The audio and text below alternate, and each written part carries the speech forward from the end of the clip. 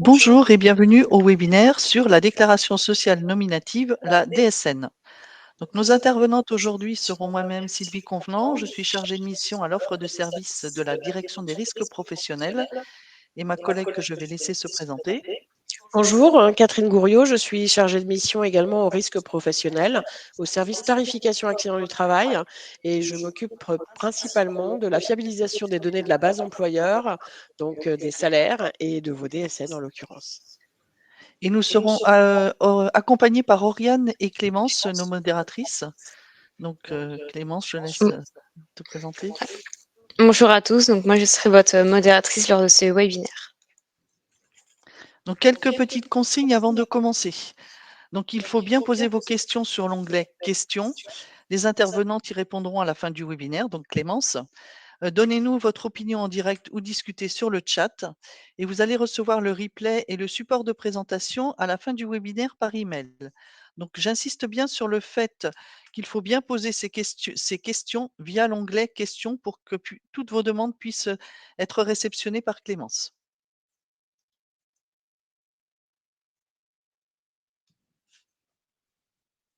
Donc, le sommaire. Donc, le service tarification et les taux AT, accident du travail, maladie professionnelle. Qu'est-ce que la DSN? Les solutions pour déclarer son salarié et son établissement, des exemples et vous aurez un temps de questions-réponses. Donc, la présentation de la CARSAT Bretagne. C'est quoi la CARSAT Bretagne? C'est la Caisse d'assurance retraite et de santé au travail. Elle est surtout connue pour le calcul et le paiement des retraites. Donc, la CARSAT, elle assure 3 grandes missions: la préparation et le paiement des retraites des salariés et des indépendants, l'action sociale avec l'accompagnement des personnes fragilisées par leur état de santé et la prévention de la perte d'autonomie des retraités. Elle accompagne aussi les personnes fragilisées par des problèmes de santé, de handicap ou de vieillissement. Et notre service, la prévention santé sécurité au travail, qui œuvre auprès des entreprises pour réduire le nombre et la gravité des accidents du travail et des maladies professionnelles. En résumé, la CARSAT, elle accompagne les salariés, les indépendants, les entreprises, tout au long de la vie professionnelle jusqu'au moment de la retraite. Donc, le service tarification, comment ça marche? Toutes les entreprises du régime général qui comptent au moins un salarié cotisent pour que tous leurs salariés soient couverts en cas d'accident de travail ou de maladie professionnelle. Donc, c'est un système assurantiel avec une assurance équitable et bien sûr qui incite à la prévention. Donc, au service tarification, qu'est-ce qu'on fait? Donc, on calcule le taux accident du travail et maladie professionnelle, on attribue le risque, on notifie en général au 1er janvier de chaque année et autant de fois qu'il y a besoin dans l'année. Et le service tarification envoie de manière dématérialisée par Net Entreprise cette notification et l'entreprise, elle va régler sa cotisation à l'URSSAF. Donc, les acteurs et leur rôle dans le processus. On a l'employeur qui veille à la santé et de sécurité de ses salariés. Et bien sûr, via Net Entreprise, il va produire sa déclaration accident de travail s'il en a. Il va produire sa DSN et il va bien sûr contrôler son compte employeur. La caisse primaire d'assurance maladie, elle reconnaît le caractère professionnel de l'accident de travail ou de la maladie professionnelle. Elle impute l'accident de travail ou la maladie professionnelle et elle va verser les prestations à l'assuré. Et la CARSAT, elle fait par le biais de notre service des conseils en prévention et l'employeur, lui, il va, et nous, on va imputer les dépenses sur le compte employeur et le service tarification va calculer le taux qu'elle va envoyer aux entreprises. Je vais laisser la parole à Cathy pour la DSN. On est en train d'essayer de se connecter, j'ai le son, mais je n'ai pas la caméra. Alors,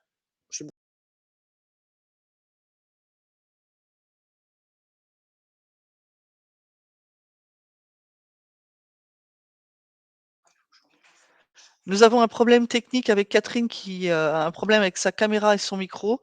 Donc, on est désolé, nous mettons le webinaire en stand-by pour l'instant. bonjour, je ne sais pas si on m'entend, je ne sais pas si on me voit. Apparemment, je pense que c'est bon. Alors, bonjour à ceux que je n'ai pas encore vus. Catherine Gouriot-Carsat, chargée de mission tarification. Je vais vous parler de la DSN côté CARSAT. La DSN, comme vous le savez, est un fichier mensuel qui est produit à partir de votre paye. Elle vous permet de communiquer les informations nécessaires à la gestion de la protection sociale de vos salariés, aux organismes concernés, comme les administrations. Elle vous permet aussi de remplacer l'ensemble des déclarations diverses pour les formalités administratives à une diversité d'acteurs, je vais y arriver, les CEPAM, les impôts et les URSSAF. La DSN, comme vous le savez, permet une transmission tout en un des données sociales. Elle doit donc être émise pour chaque établissement et inclure tous les salariés qui y sont rattachés, ce qui veut dire qu'à chaque SIRET correspond une DSN mensuelle. Quelles sont vos solutions pour déclarer un salarié? Vous connaissez tous vos responsables comptables hein, ou vous-même hein, ou vos tiers déclarants pour effectuer la déclaration préalable à l'embauche ou mettre en place la transmission de la DSN.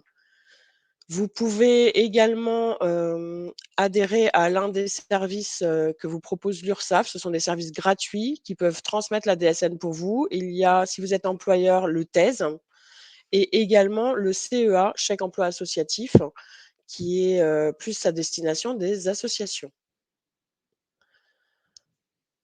Concernant la DPAE, vous pouvez la faire via l'URSSAF et via Net Entreprise et également acheter un logiciel de paye qui est compatible avec la DSN pour réaliser vos déclarations vous-même en créant un compte sur le site Net Entreprise. On vous remet les liens en chat à côté pour accéder à ces sites si vous ne les connaissez pas, je doute. Lorsque j'ouvre mon établissement, quelles sont mes démarches? Donc, lors de la création d'un nouvel établissement ou d'un déménagement, il est indispensable d'obtenir en amont de votre envoi DSN un nouveau numéro de SIRET. Donc, il se compose de 14 chiffres, comme vous le savez, et ça vous permet l'identification des différentes adresses géographiques de vos établissements. Pour obtenir ce numéro de SIRET, une demande d'immatriculation doit être déposée auprès du guichet unique. Je vais y revenir sur la vignette suivante, c'est l'INPI. Et donc l'INPI, c'est un portail internet sécurisé auprès duquel toutes les entreprises sont tenues de déclarer leur création depuis le 1er janvier 2023. L'INPI, c'est l'Institut national de la propriété industrielle qui a été désigné par le gouvernement comme opérateur sur ce site. L'INPI, ça vous propose également donc les avantages d'accéder plus facilement à toutes les formalités de création, pour renseigner les informations et déposer les pièces de dossier complémentaires et aussi pour disposer d'une visibilité sur l'état d'avancement du traitement de votre demande. Lorsque vous ouvrez votre établissement, vos démarches sont donc de transmettre une DPAE, d'effectuer le contrôle du SIRET pour vérifier l'intégration de celui-ci dans le dispositif, de transmettre votre déclaration sur le nouveau SIRET et toutefois, en cas de modification d'un SIRET existant, on vous rappelle de ne jamais fermer votre ancien SIRET tant que le nouveau SIRET, pardon, n'est pas encore créé. Vous attendez et vous transmettez tant que vous n'avez pas le nouveau SIRET sous l'ancien SIRET qui était précédemment utilisé. Côté tarification maintenant, l'impact en fait, il se situe à N+1. Alors quand je dis N+1, c'est l'exercice suivant. Pardon, je dis N plus moins, voilà. On va y arriver, je reprends. Vous transmettez vos DSN tout au long de l'exercice et à N+1, nous traitons la DSN, ce qui veut dire que pour 2023, nous venons d'intégrer tous les salaires que vous avez déclarés durant 2022. On alimente le compte employeur et ça va nous permettre de calculer les taux accident de travail de l'exercice 2024. Lors de cette intégration des salaires 2022, nous avons des déclarations qui sont considérées comme non conformes aux attentes de la CARSAT. Quand je parle des attentes de la CARSAT, c'est vraiment par rapport à notre base de travail, par rapport aux établissements qui sont connus dans notre base et pas par rapport à ce que vous pouvez avoir vous comme SIRET. Donc on peut avoir parfois des non-concordances et c'est pour ça qu'on a des rejets et c'est pour ça qu'on communique aujourd'hui avec vous. En 2022, par exemple, on a intégré pas loin de 100 000 DSN et sur les 100 000, on en avait 2 900 qui étaient rejetés. En 2023, un petit peu plus avec 2 973. Ça correspond approximativement à 3% du report Je crois que j'avais regardé les chiffres, mais il n'y a pas grand-chose à rajouter. C'est plutôt faible malgré tout. Chaque rejet qui est émis, dans notre base de travail doit faire l'objet d'une étude par un gestionnaire. Donc on a une équipe d'une quinzaine de gestionnaires qui prend en charge ces lignes et qui, font les études nécessaires à chaque fois. Pour ces rejets, on a plusieurs catégories d'anomalies. On a des anomalies qu'on appelle des anomalies d'identification. Ce sont des rejets qui sont liés à un défaut de SIRET. Le déclarant, alors quand je parle de déclarant, il s'agit de l'employeur. Ça peut être aussi son cabinet comptable dans ces cas-là, qui fait la DSN en fait. Le déclarant a mentionné un SIRET qui est pour nous, en CARSAT, inconnu. Un SIRET qui est éventuellement inactif, c'est-à-dire qu'il est radié, transféré ou fusionné. Je fais des nuances sur les radiations, transferts et fusions parce que ça dépend en fait de la société, de la situation de la société. On a des fins d'emploi, donc on considère que ce sont des radiations. On a des transferts, c'est en général quand la société a déménagé, et des fusions quand il s'agit plus de reprise par une nouvelle société. On a également des anomalies d'identification qui sont plus liées à la période d'activité qui est inférieure ou supérieure à celle qu'on connaît dans notre base. Et toutes ces anomalies-là sont listées au niveau des gestionnaires et sont à étudier. Et pour, dans un premier temps, éviter ces erreurs-là, on vous demande de bien veiller à identifier le SIRET de rattachement du salarié et la période déclarée dans votre logiciel de paye. C'est quelque chose pour lequel, nous, on n'a pas de visibilité. Le logiciel de paye, c'est propre à chaque entreprise. Maintenant, beaucoup de logiciels de paye sont quand même, validés au niveau de la DSN, et c'est à ce niveau-là que vous paramétrez ces informations-là. Donc il faut bien les enregistrer correctement. Et par exemple, si vous faites votre déclaration, je vous ai donné l'exemple de janvier sur le PowerPoint, bien indiquer le SIRET qui est valide à ce moment-là, le risque de rattachement du salarié et le taux accident de travail pour la période du 1er janvier au 31 janvier, par exemple. Concernant les anomalies qui sont plus liées au code risque et au taux accident de travail, on a des rejets qu'on appelle, nous, de type section établissement. La section établissement en CARSAT, c'est une appellation interne. Ça correspond en quelque sorte dans une même entreprise au code risque et au taux qui est lié dans notre base de travail. Pour certaines entreprises, on peut avoir plusieurs sections établissements puisque vous le savez, par exemple dans le bâtiment, on a des entreprises qui peuvent avoir plusieurs codes risques, et également lorsque vous avez fait la demande du taux préférentiel FSNA. Je vais y revenir un petit peu tout à l'heure. Donc les anomalies qui sont liées au code risque et au taux AT, c'est tout simplement un code risque qui est inconnu. Si on a eu une mauvaise saisie, on sait que parfois les employeurs utilisent, quand ils ne connaissent pas leur code risque, des 999 pour renseigner les zones du bulletin de paye ou de la DSN. C'est pas la solution en fait, puisque c'est ce qui derrière va provoquer des anomalies chez nous. Donc veillez à bien renseigner ces codes risques-là, et si vos codes risques ne sont pas connus ou si vous pensez que vous n'êtes pas sûr, connectez-vous au compte ATMP. Vous pouvez récupérer toutes ces informations-là, dans la mesure où elles sont notifiées en début d'année, que ce soit le code risque et le taux AT, dans la base compte ATMP.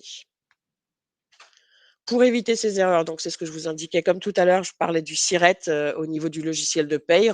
Indiquez bien le code risque et le taux correspondant et la période d'activité lors de la saisie, enfin dans les paramètres de votre logiciel de paye. Je vais y arriver. Vous pouvez avoir des recalculs en cours d'année. Je n'ai pas pensé à l'écrire dans la vignette.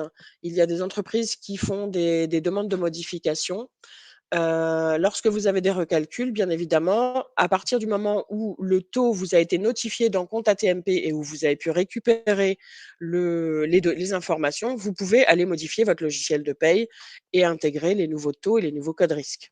Ce sera pris en compte pour la DSN quand elle sera compilée en fin d'année et qu'elle sera reportée dans notre base. Donc, je vous redonne un autre exemple en ce qui concerne les entreprises qui déménagent en cours d'année. L'exemple que je vous ai mis là, c'est un déménagement au 1er juillet. Vous avez donc réalisé vos DSN mensuels du premier semestre sous le SIRET qui était actif du 1er janvier au 30 juin. Et vous allez réaliser vos DSN mensuels du deuxième semestre sous le nouveau SIRET du 1er juillet au 31 décembre. la CARSAT recevra début février de l'exercice suivant une DSN compilée, une DSN qui sera donc annuelle pour le premier SIRET, mais qui ne contiendra que 6 mois, donc le premier semestre, et une deuxième DSN compilée pour le second SIRET qui sera, elle, avec les données du deuxième semestre, c'est ça. Et nous traiterons ces deux événements de façon à ce que ce soit reporté sur les bons SIRET dans notre base. Alors, soit en automatique si tout va bien, soit en anomalie si on a des périodes qui se chevauchent. Je vous redonne un autre exemple au niveau des rejets que peuvent traiter les gestionnaires à notre niveau. Pour chaque ligne en fait que les gestionnaires prennent en charge, ils vont vérifier donc la concordance de la DSN que vous avez déclarée avec la base que nous avons, notre base de travail, et également la situation à l'URSSAF.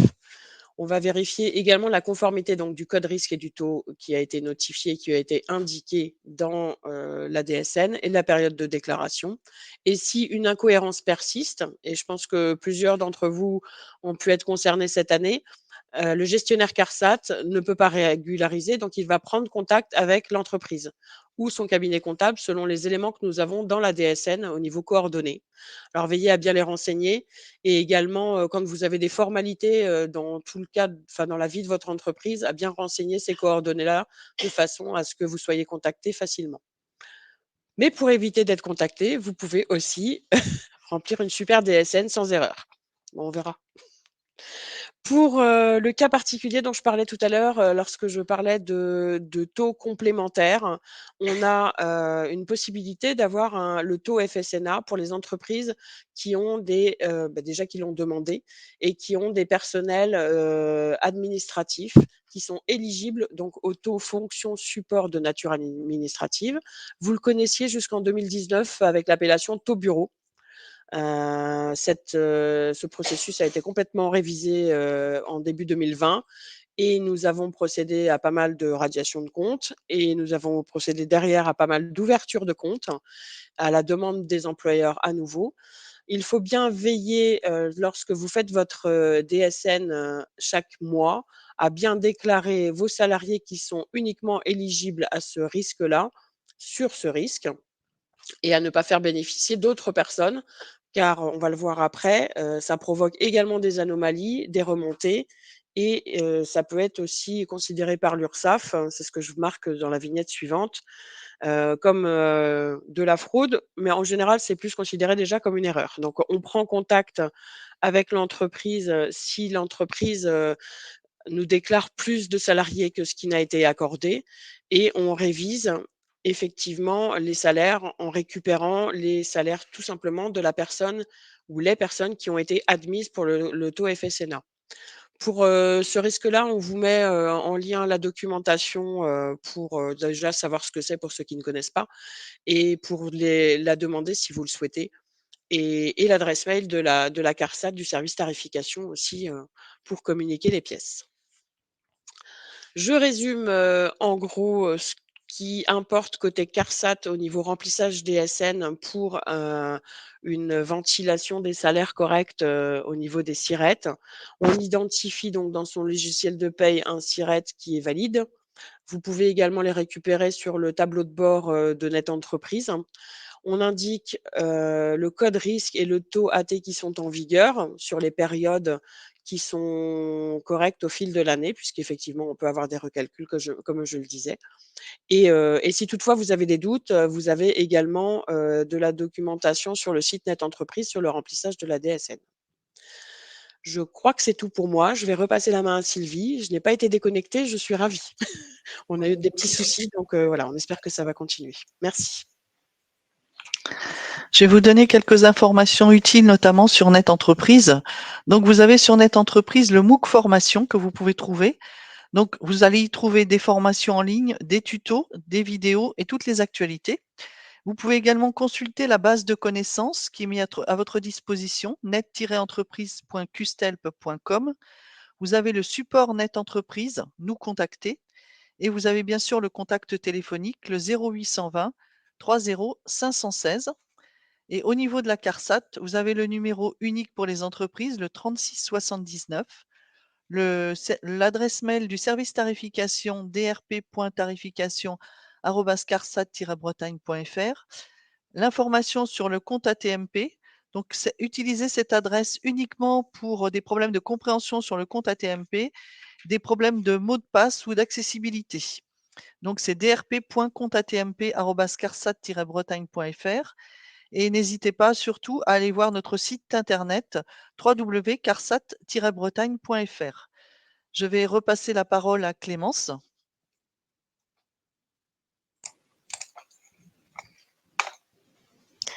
Oui, donc pour les questions, donc nous avons Catherine Autu qui nous pose la question: une plateforme numérique est-elle prévue pour les demandes FSNA? Une plateforme? J'ai bien entendu parce que j'ai Ouais, une plateforme numérique. numérique. Il y a pas de plateforme numérique. On a, exclusivement pour l'instant une demande qui passe par, soit courrier papier, ça existe encore, soit par, mail. Donc l'adresse qui figure encore sur la vignette, la drp.tarification@carsat-bretagne.fr. Et non, une plateforme pour l'instant, je sais que ça pourrait être éventuellement envisageable au niveau du compte ATMP comme on a pour certaines demandes de subventions, des choses comme ça, mais pour l'instant, c'est pas prévu. Bon, j'ai pas d'informations en tout cas sur ce sujet-là. Et je crois qu'il y a une autre question sur le taux FSNA. Et nous avons une deuxième question de Catherine: doit-on faire une demande FSNA pour chaque salarié dans le cas où un salarié est remplacé pour le même poste? Alors, la demande est effectivement nominative. Donc, lorsqu'une entreprise fait une demande de taux FSNA, soit elle a un seul salarié et on lui accorde, il n'y a pas de souci, soit il y a une liste de salariés et on étudie chaque situation par rapport à la grille que l'on a sur l'éligibilité. Et si un salarié part en congé maternité ou est licencié ou est remplacé par un collègue, il faudra également, même à poste égal, faire une demande pour cette personne qui le remplace. Oui. Donc il n'y a pas d'autres questions et n'hésitez pas à les poser. Vous recevrez à la fin de ce webinaire le replay et ainsi que le questionnaire de satisfaction. Donc n'hésitez pas à y répondre. Et bien merci à vous pour votre présence à ce webinaire. Et voilà. Merci Au revoir. également. Bonne journée. Bonne journée. Au Merci, revoir. bonne journée.